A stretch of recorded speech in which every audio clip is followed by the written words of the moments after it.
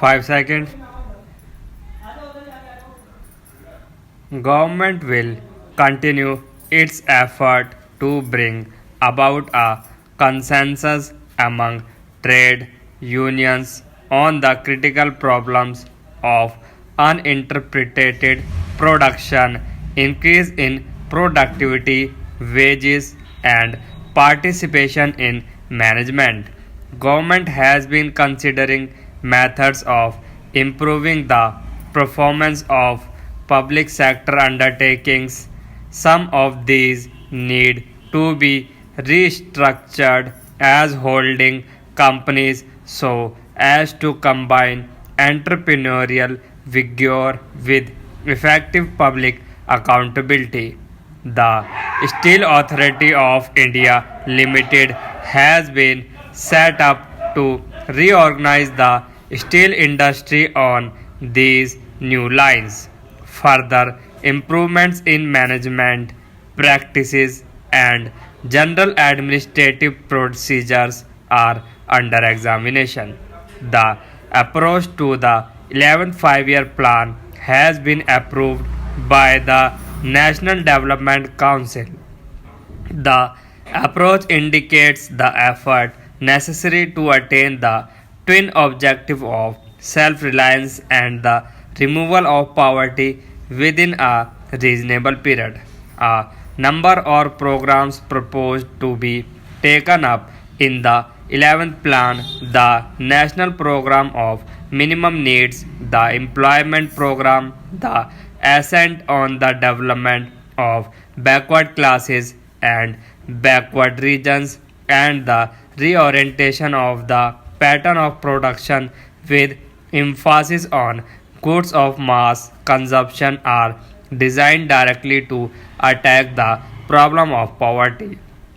The approach is based on government's considered view that growth and social justice are interlinked. Social justice needs growth to be meaningful, and growth needs social justice to be sustained and durable. The quality and content of growth are more important than growth by itself. The new directions given to the 11th plan and the magnitude of its targets call for major efforts on the part of all sections of our people.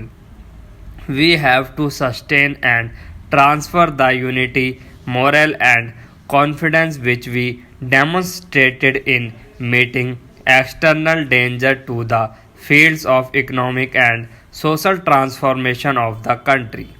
I have no doubt that the people will respond to this challenge. It will be the privilege of this 13th Parliament of our Republic to give shape to the five-year plan and make it the turning point in our advance towards economic independence. A number of programs intended for the benefit of rural masses have been in operation for the last 2 to 3 years. The Small and Marginal Farmers Program, the Program for Rural Development, Drought Prone Areas Program, provision of house sites to landless labor in rural areas, and the Nutrition Program, a special program to provide employment opportunities for 500,000 educated persons has been formulated.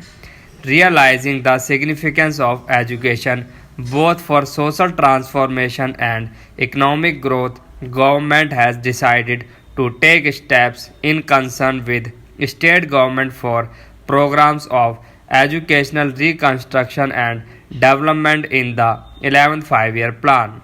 A science and technology plan which will form an integral part of the economic plan is being prepared. This will help us to harness science and technology in a more purposive way for self-reliance and economic growth. At the same time, we must take measures to preserve the quality of the natural environment. A new Department of Space and a Space Commission have been constituted to utilize fully the benefits that can accrue to the country as a result of the peaceful uses of outer space. Government has been deeply concerned at the recent development in Andhra Pradesh. The problem in that state has a long history. We view with grave anxiety the resort to the violence in an attempt to settle this problem. Such violence is opposed to the basic values we cherish. It has resulted in the loss of valuable lives and extensive damage to public property. I express my sympathy and sorrow for those who have suffered. There is no problem for which reasonable solution can be found through claim and rational discussion. Government's sole consideration is to safeguard the interest of all sections of our people. I appeal to the people of Andhra Pradesh to cooperate fully with the government in finding a peaceful solution. I now turn to relations with neighbors near and far. We have desired the establishment of mutually beneficial and friendly relations with Pakistan. We signed the Simla Agreement as the first step towards the establishment of durable peace. The agreement lays emphasis on bilateralism for the solution of differences by peaceful means and excludes outside agencies and third party involvement.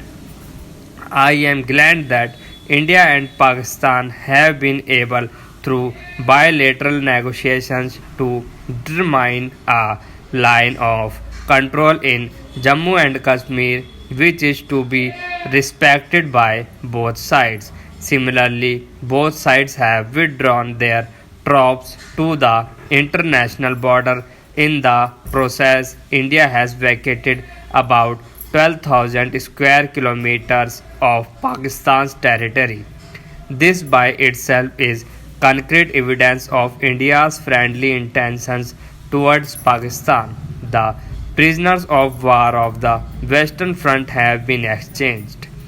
It is hoped that Pakistan will create the necessary conditions which would enable the third parties to the conflict in the Eastern Theater to hold discussions for the repartition of the prisoners of war who surrendered to the joint command of India and Bangladesh forces. The Simla Agreement holds promise of establishment peace in the subcontinent.